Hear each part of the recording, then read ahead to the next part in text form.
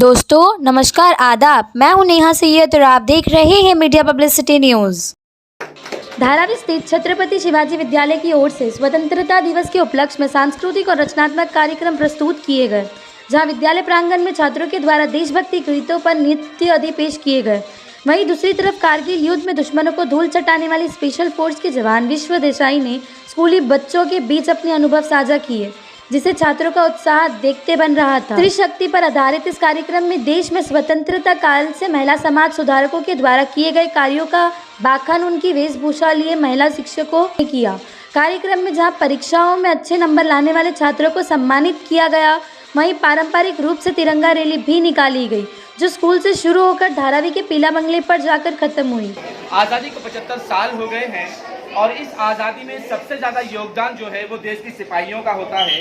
वो बॉर्डर पर रहकर तमाम हिंदुस्तान के लोगों के लिए एक दीवार की तरह खड़े हो जाते हैं, अपने परिवार को दूर रखकर सिर्फ देश के लिए लड़ते हैं और देश की मोहब्बत में वो जीते और मरते हैं। लेकिन इसी में जब ये आज़ादी का मौका आता है तो सबसे ज़्यादा अगर खुशी होती है तो वीर जवानों को खुशी होती है। तो आइए, हमारे साथ एक वीर जवान मौजूद हैं जिन्होंने कारगिल में योगदान दिया है, कारगिल जैसी लड़ाई में भी लड़े हैं और वहाँ से वीर होकर यहाँ पर आए हैं। इनसे बात करते हैं कि सर, आज जो है आज़ादी को 75 साल पूरे हो चुके हैं, ऐसे में कितनी खुशी महसूस होती है फौजी को?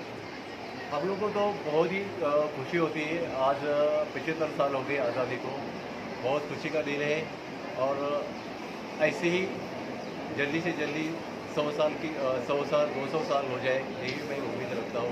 जय हिंद। इसका क्या मंशा है और किस लिए क्या संदेश देना चाहते हैं लोगों को? ये जो प्रोग्राम अभी आयोजन किया गया है, लगातार कम से कम 7-8 दिन से ये स्वतंत्र भारत का जो 75 साल की जो शुभ घड़ी है, शुभ घड़ी के अवसर पर स्वतंत्रता दिवस को बड़े हर्ष के साथ मनाया जा रहा है, पूरे देश में मनाया जा रहा है। और उसी का एक भाग समझकर हम लोग धारावी के स्कूल में भी ये स्वतंत्रता दिवस मना रहे हैं। जिन लोगों ने अपने देश को स्वतंत्रता देने के लिए अपने प्राण खोए, कुछ लोग फांसी के ऊपर चढ़ गए, ऐसे सारे शहीदों को मानवंदना देने के हेतु इस प्रोग्राम का आयोजन किया जा रहा है। हमारे देश के लिए, हमारे देश के सारे फौजी हमारे देश के रक्षा के लिए जो सीमा पर लड़ रहे हैं, उनका हौसला बढ़ाने के लिए इस तरह का प्रोग्राम हम कर रहे हैं। ये आज़ादी जो हमें मिली है, वो आज़ादी हमेशा के लिए आबाद रहे, ये भी इस प्रोग्राम मनाने के पीछे भावना है। बच्चों को किस तरह से गाइड किया गया है और क्या संदेश बच्चों को देना चाह रहे हैं कि आज़ादी के 75 साल किस तरह से हम मना रहे हैं? हमने आज़ादी का जो महोत्सव है, अमृत महोत्सव, 2 अगस्त से चालू किया था। लेकिन इससे पहले हमारे संस्था चालक जो है बाबूराव माने जी ने हमको गाइड किया था और उन्होंने कहा था कि हम स्त्री शक्ति के ऊपर इस साल काम करेंगे, ज़्यादा से ज़्यादा स्त्री शक्ति को मजबूत करेंगे और ये बात बच्चों तक पहुंचाएंगे कि आपकी माँ है इसीलिए आप है और देश है इसीलिए आपकी माँ भी है। तो ये सब प्रोग्राम जो है 2 अगस्त से चालू था। ड्राइंग कंपटीशन, एजुकेशन कंपटीशन, हर प्रोग्राम में एक ही बात फैल गई थी कि हमें आज़ादी मिली है, 75 इयर्स ऑफ इंडिपेंडेंस हो चुका है, लेकिन आज भी स्त्रियों के लिए काम करना बहुत ज़रूरी है। जो माने साहब ने हमको बताया था, उसी पे हम पूरा साल काम करने वाले और हमें बहुत खुशी होती है कि हमने 125 बच्चे जो स्कूल में नहीं जा रहे थे, लड़कियां, उनको शामिल कर दिया है और माने साहब ने कहा है कि उनके फीस या किसी बात के लिए आप उनको नहीं, उनको सिर्फ स्कूल में लाना है। तो आज हमने 125 बच्चियों को एडमिशन दिया है, सेकेंडरी मीडियम हो या प्राइमरी मीडियम हो, और उनको उनके हाथ में, माने साहब ने कहा कि उनके हाथ में पेन दिखना चाहिए। हमें गर्व है कि आज सेकंड प्रेसिडेंट जो है वो स्त्री है, तो स्त्री शक्ति को हम कायम ध्यान में रखें, इसके लिए उनकी मैं I would thank him. Thank you. Sir, आज जो एक कार्यक्रम किया आपके स्कूल के अंदर, आज़ादी के 75 साल मनाए गए हैं, इसमें एक रैली, भव्य रैली निकाली गई जिसमें पूरे स्कूल के बच्चे आए हैं। इस रैली को लेकर क्या संदेश देना चाहेंगे? प्रथम तो मैं आपको सारे आपके प्रेक्षकों को अमृत महोत्सव की शुभकामनाएं देना चाहूँगा।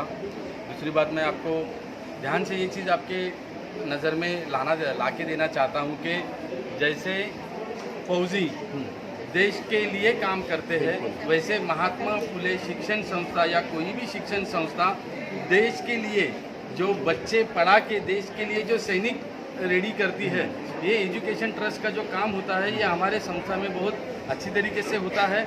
हमारे संस्था में इतर संस्थाओं से खास बात ये है कि हमारे यहाँ पे हर जाति के, हर धर्म के, हर मजहब के लोग यहाँ पे पढ़ते हैं और सारे लोग यहाँ पे एक दूसरे के कंधे पे कंधा लगा के एक दूसरे के हाथ में हाथ पकड़ के पढ़ते हैं। और यहाँ पे हम एक नया भारत, एक छोटा भारत यहाँ पे हमने बनाया है, जिसके माध्यम से हम लोगों तक ये संदेश देना चाहते हैं कि जो हम पढ़ रहे हैं वो हमको वाकई में समझ में आ रहा है या नहीं, क्योंकि हमको स्कूल में पढ़ाया जाता है कि मजहब नहीं सिखाता आपस में बैर रखना, पर हम जो यहाँ पे पढ़ रहे हैं ये हमारे दिमाग में, हमारे दिल में, हमारे खून में, हमारे हड्डियों में आज तक गया है या नहीं गया है। ये हमारा स्कूल, ये आप किसी भी बच्चों को आज खड़ा करके भी अगर पूछ लोगे या आपके रैली में आपने अभी देखा होगा, हर बच्चा, कोई हिंदू मुसलमान कोई यहाँ पे नहीं है, सब यहाँ पे भारतीय बनके यहाँ पे एजुकेशन लेते हैं और एक भारत को सक्षम बनाने का काम करते हैं। सर, बहुत सारे स्कूलों में जो है, जैसे कि आपने कर्नाटक वगैरह देखा, वहाँ धर्म की पढ़ाई कर रहे हैं, लोगों को बांटने का काम कर रहे हैं, और कुछ लोगों ने ऐसा भी विवादित बयान दिया है कि इस 15 अगस्त के दिन जो है वो तिरंगा नहीं बल्कि भगवा झंडा फहराना चाहिए। जिसकी जैसी सोच वैसी उसकी प्रगति। आज हमारी सोच बहुत पॉजिटिव है और हमें ये आशा है कि हम हमारे देश को इस पॉजिटिव सोच की ज़रूरत है और वही सोच को लेके हम आगे चलेंगे। हम उनके सोच में आके, उनके बहकावे में आके बहकेंगे नहीं। झंडा हमारा गर्व है। देश को आज़ाद हुए 75 साल तो हो गए हैं, लेकिन नारियों से जो अत्याचार है, जो जुल्म है, चाहे वो घर में हो, घर परिवार का जुल्म हो, चाहे बाहर का हो, वो अभी भी जारी है। स्त्रियों को इस अत्याचार से कब आज़ादी मिलेगी? देखिए, जिस तरह से पहले अत्याचार होते थे लेडीज़ के ऊपर, वो अभी परसेंटेज बहुत ही कम हुआ है, बिकॉज इसमें सबसे ज़्यादा कंट्रीब्यूशन हमारे एजुकेशन सेक्टर का है, हमारे टीचर्स का है, कि उन्होंने हमारे बच्चों को इतना साक्षर किया है, हमारे पेरेंट्स को इतना साक्षर किया है। मतलब आप धारावी के एरिया में जो देखोगे, जिस तरह से पहले अत्याचार हुआ करते थे, वो लेवल अभी बहुत कम हो गया है, एटलीस्ट इन धारावी। तो मैं तो कहूँगी कि एजुकेशन सेक्टर में जिस तरह से बदलाव आ रहे हैं, धीरे धीरे बदलाव आ रहे हैं, ज़रूर उसका इम्पैक्ट इसके ऊपर हो रहा है, और जो महिलाओं के ऊपर अत्याचार हो रहा है वो ज़रूर, हमें आशा है कि कुछ सालों में वो 0% हो जाए।